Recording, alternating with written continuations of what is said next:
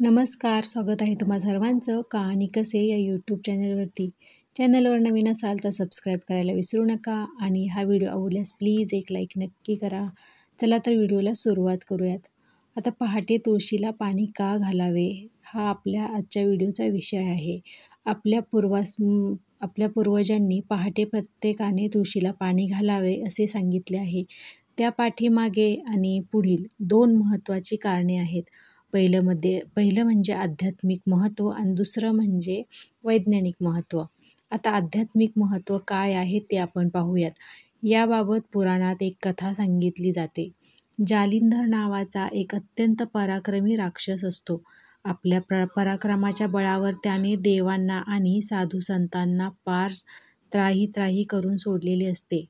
त्याला कसे रोखायचे असा प्रश्न सर्व देवांना पडतो. मग देव विष्णूला शरण जाऊन जालिंधरापासून आपले रक्षण करण्याची विनंती करतात. विष्णूंनी जेव्हा जालिंधराबाबत माहिती काढली तेव्हा त्यांना असे कळते की त्याची पत्नी रुंदा ही सती पतिव्रता असते. तिच्या पतिव्रत्याच्या सामर्थ्याने जालिंधर विजयी होत असतो. त्याला पराजित करायचे असेल तर रुंदाच्या पतिव्रत्याचा भंग करणे हाच उपाय असतो. ते करण्यास कुणीही धजावत नाही. अखेर ती जबाबदारी विष्णू स्वीकारतात. जालिंधराचे रूप धारण करून विष्णू रुंदेच्या महालात जातात. आपले पती आले आहेत असे समजून रुंदा त्यांना आलिंगन देते. तिच्या पतिव्रत्याचा भंग होताच जालिंधराचा मृत्यू होतो. देवांनी मारलेल्या बाणाने त्याचे शिर तुटते आणि ते रुंदेच्या दारात येऊन पडते. नवऱ्याचे शिर पाहताच रुंदा चकित होते. विष्णूला विचारते, तू कोण आहेस? यावर विष्णू आपल्या खऱ्या रूपात प्रकटतात. संतप्त झालेली रुंदा विष्णूला तू दगड होऊन पडशील आणि मला माझ्या पतीचा विरह तुझ्यामुळे घडला तसाच तुलाही तुझ्या पत्नीचा विरह सहन करावा लागेल असा शाप देते.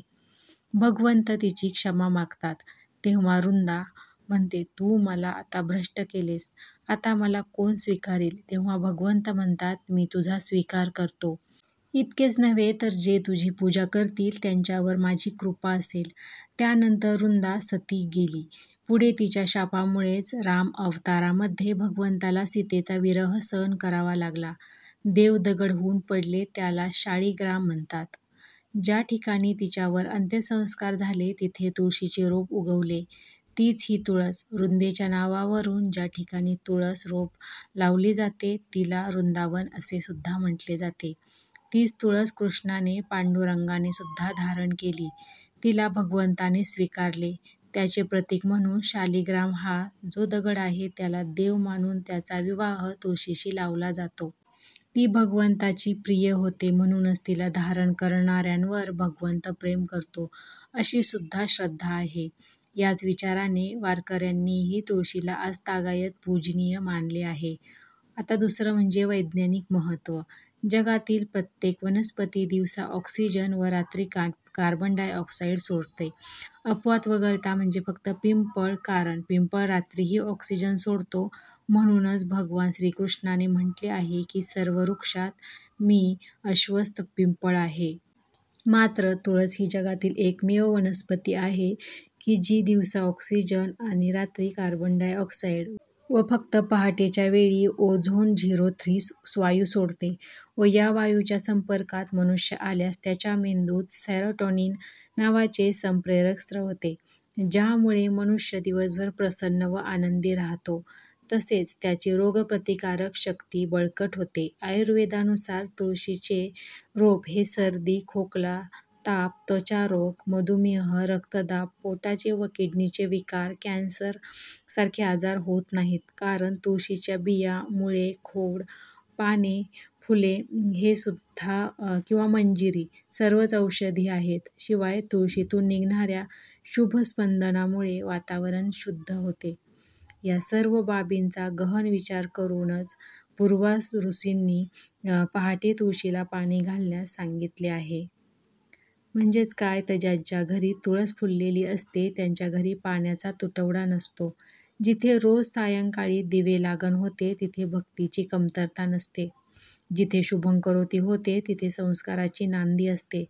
जिथे दान देण्याची सवय असते तिथे संपत्तीची कमी नसते आणि जिथे माणुसकीची शिकवण असते तिथे माणसाची सुद्धा कमी नसते.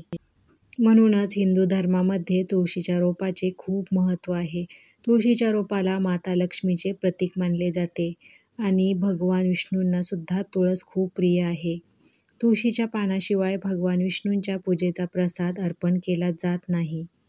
असे मानले जाते की तुळशीला पाणी घालणे खूपच शुभ आहे आणि त्यामुळे घरात सकारात्मकता सुद्धा येते. तर कसा वाटला हा व्हिडिओ कमेंट करून नक्की सांगा. चॅनलवर नवीन असाल तर सबस्क्राईब करायला विसरू नका आणि हा व्हिडिओ जास्तीत जास्त लोकांपर्यंत शेअर करा, म्हणजे याची नक्की कोणाला तरी मदत होईल. चला तर भेटूयात पुढच्या व्हिडिओमध्ये. श्री स्वामी समर्थ.